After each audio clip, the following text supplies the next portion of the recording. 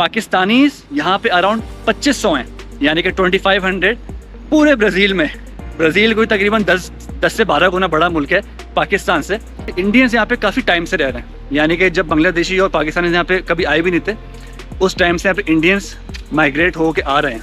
आपके दोस्त यार होते हैं, कोई रोड पे देख गया, ओ जी असलम भाई कैसे हैं, अली भाई कैसे हैं। यहाँ पे ऐसा नहीं, यहाँ पे आपको देखेगा जी ओ सरजियो कैसे हो, रोड्रिगो कैसे हो। चाय के होटल पर बैठे हुए जी, रात में कराची में दोस्तों की कॉल आई कि यार आ जाओ यार, ये कोयटा होटल में जो है ना हम बैठते हैं। यहाँ पे ऐसा कुछ भी नहीं है, हर कोई अपने लिविंग कॉस्ट पूरी करने के लिए भाग रहा है। ये पाकिस्तान वाला हिसाब नहीं है कि जी एक बंदा कमा रहा है और पूरी फैमिली को वो सपोर्ट कर रहे हैं। लैंग्वेज का शौक लगता है, लैंड होते हैं एयरपोर्ट पे, इंग्लिश बंद हो गई, उर्दू हिंदी बंद हो गई। आप लोग समझे कि आप लोग किसी नए प्लेनेट पर आ गए कि आप लोगों को यहाँ की ज़ुबान बोलनी है। यहाँ पे अगर आप लोग किसी इंग्लिश बोलेंगे तो आप कहेगा व्हाट। अस्सलाम वालेकुम, उम्मीद है आप सब खैरियत से होंगे। मेरे पास बहुत सारी क्वेरीज आप लोगों की डेली की बुनियाद पर आती हैं related to different topics such as cost of living in Brazil, visa categories, यहाँ पे अगर कोई शॉर्ट टर्म या लॉन्ग टर्म के लिए आ रहा है तो उसके लिए उसको क्या क्या प्लान करना चाहिए। तो ये मैं वीडियोस आप लोगों के लिए बनाता रहता हूँ। कहीं ना कहीं किसी न किसी वीडियो में कोई ऐसी इन्फॉर्मेशन होती है कि वो मैं आप लोगों को सब अपने पर्सनल एक्सपीरियंस के हिसाब से देता रहता हूँ। अब वो मेरा पर्सनल एक्सपीरियंस होता है, ऑफ कोर्स आप लोग उसको किसी और तरीके से फेस करेंगे अगर आप लोग यहाँ पर आते हैं, लेकिन मैं आप लोगों को वही चीज़ें बताना चाहता हूँ कि जो मैं यहाँ पे फेस कर रहा हूँ, ताकि आप लोग उसके लिए मेंटली तैयार हों। जब आप लोग यहाँ पर आएँ तो आपके साथ भी वही चीज़ें आप लोग एक्सपीरियंस कर सकते हैं, या ऑफ कोर्स थोड़ी बहुत डिफरेंट आप लोग तरीके से भी उसको एक्सपीरियंस कर सकते हैं। अच्छा, आज का हमारा टॉपिक है, मेरे पास क्वेरीज देखें बहुत सारी आ रही होती हैं आप सबकी, तो मैं उसमें से कुछ क्वेरीज आप लोगों के साथ किसी न किसी वीडियो में शेयर कर रहा होता हूँ। आज का टॉपिक है कि ब्राज़ील में सोशल लाइफ कैसी है, ब्राज़ील में सोशल लाइफ है भी या नहीं। हमारे लिए, पाकिस्तानीज़ के लिए, इंडियंस के लिए, बांग्लादेशी के लिए, मेनली जो हमारा साउथ एशिया का जो रीजन है जिसके अंदर ये 4-5 मुल्क आ जाते हैं, नेपाल भी शामिल कर लें, अफ़गानिस्तान भी शामिल कर लें, तो ये यहाँ पे हम लोग हैं कितनी तादाद में, यानी कि पाकिस्तानीज़ कितने हैं, बांग्लादेशी कितने, इंडियंस कितने। क्योंकि जब हम लोग यहाँ पर होते हैं तो फिर एक बनती है हमारी कम्युनिटी, जिसके साथ फिर हम यानी कि उठते बैठते हैं और अपनी बाकी एक्टिविटीज़ करते हैं, कल्चरल एक्टिविटीज़, रिलीजियस एक्टिविटीज़। तो मैं आज आप लोगों को ये बताने लगा हूँ। सबसे पहले बात करते हैं नंबर्स, पाकिस्तानीज़ यहाँ पे कितने हैं। अभी मैं आपको किसी एक ऑथेंटिक सोर्स के थ्रू ये नंबर्स बता रहा हूँ। ऑफ कोर्स नंबर्स ऊपर नीचे भी हो सकते हैं। पाकिस्तानीज़ यहाँ पे अराउंड 2500 हैं, यानी कि 2500 पूरे ब्राज़ील में। ब्राज़ील कोई तकरीबन 10 से 12 गुना बड़ा मुल्क है पाकिस्तान से, लेकिन यहाँ पे जो टोटल नंबर ऑफ पाकिस्तानीज़ है एज ऑफ 2024 जो मैंने रिसर्च की है उसके हिसाब से सिर्फ 2500 हैं। सही है। बांग्लादेशी यहाँ पे कोई अराउंड 10,000 के ना करीब है, 10,000 के करीब बांग्लादेशीज़ हैं पूरे ब्राज़ील में, और इंडियंस यहाँ पे कोई अराउंड 30,000 के करीब हैं।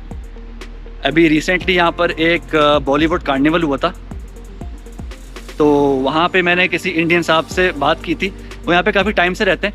उन्होंने मुझे ये बताया था कि सिर्फ साओ पाउलो में ही तकरीबन कोई 10,000 से ज़्यादा इंडियंस रहते हैं। तो आप समझें कि सिर्फ साओ पाउलो में 10,000 है, फिर बाकी ब्राज़ील में कोई 20,000 के करीब हैं इंडियंस।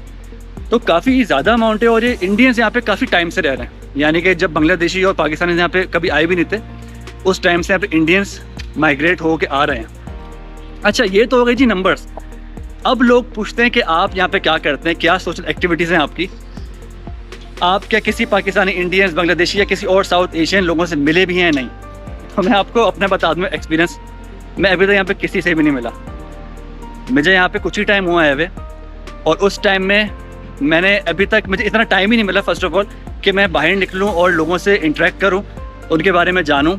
और यानी कि जैसे होता है पाकिस्तान में, आपके दोस्त यार होते हैं, कोई रोड पे देख गया, ओ जी असलम भाई कैसे हैं, अली भाई कैसे हैं। यहाँ पे ऐसा नहीं, यहाँ पे आपको देखेगा जी ओ सरजियो कैसे हो, रोड्रिगो कैसे हो।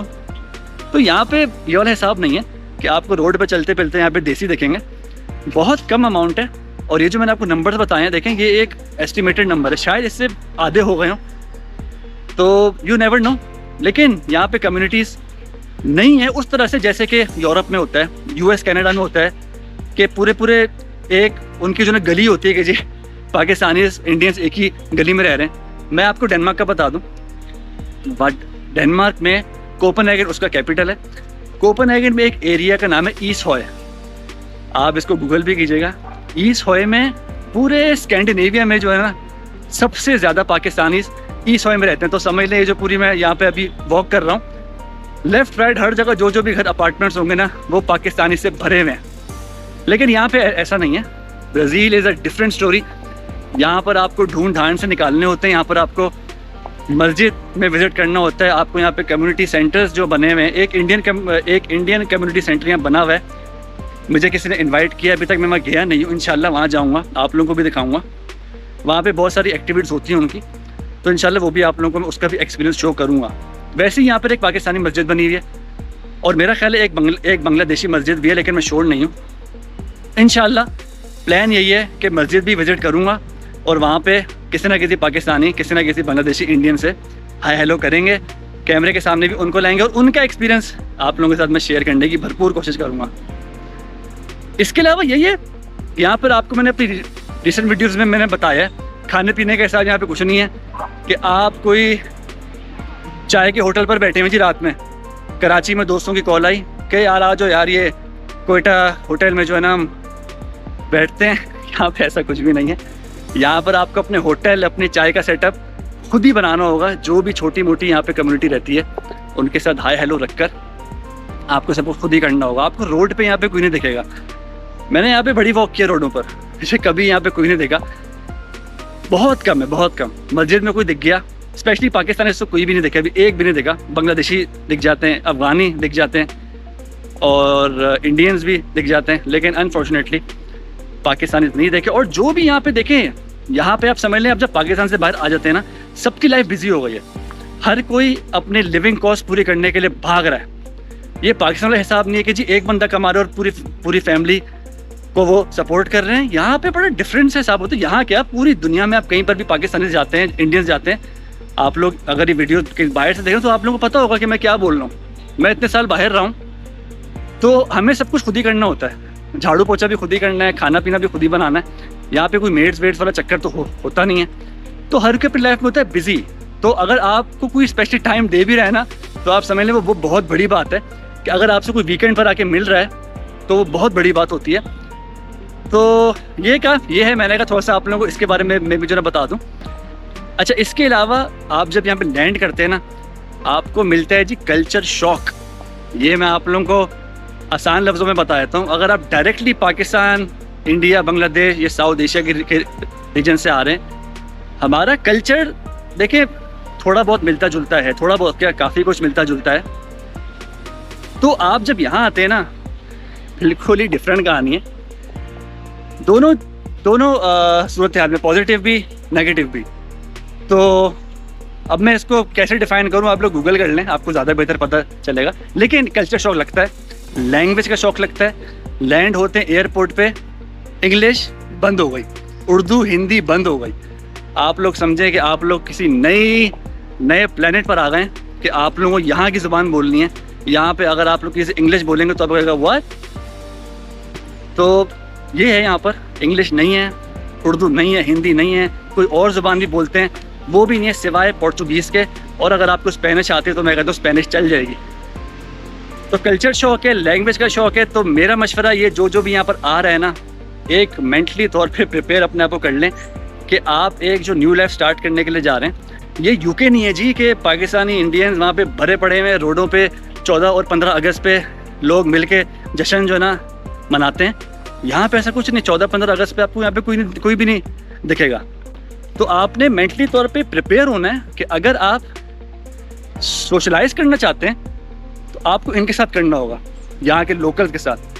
अगर आपको कोई इक्का दुक्का पाकिस्तानी इंडियन मिल भी जाते हैं ना, तो वो मैं कोई हाई होप्स किसी को नहीं दे रहा। सब अपनी लाइफ में बिजी हैं, यहाँ पर सब अपनी लाइफ में बिजी हैं। लोग यहाँ पे 12-12 घंटे भी काम करते हैं और अपनी लिविंग एक्सपेंसेस पूरे करते हैं। तो ये आपने इसका बड़ा ख्याल रखना है। मेरा ख्याल है मैंने बहुत कुछ इसके बारे में बोल दिया। आप लोगों के और भी अगर कोई सवाल हो इस टॉपिक से रिलेटेड, कमेंट सेक्शन में पूछेगा, या कोई और भी सवाल है कमेंट सेक्शन में पूछेगा।